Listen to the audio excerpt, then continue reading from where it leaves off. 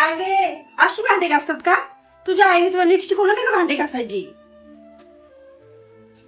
काय झालं आई? आईवर का जाताय?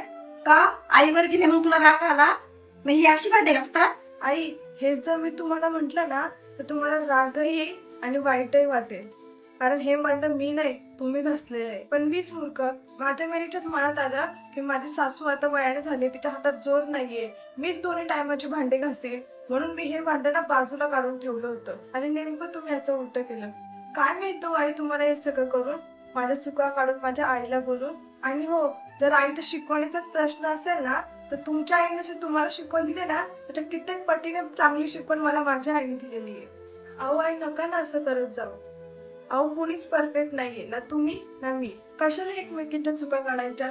घेऊन ना दोघी सांभाळून आणि राहू ना आनंदात. आणि ह्या सगळ्या गोष्टींमुळे तुम्हालाही त्रास होतो, मलाही होते आणि बाकी घरच्यांना सगळ्यांना होतं. फक्त कोणी बोलत नाही. सॉरी, माझं काही चुकलं असेल तर. त्या मी ते भांडत असते. राहू दे, मी घासते. वेळ लागेल पण होई स्वच्छ.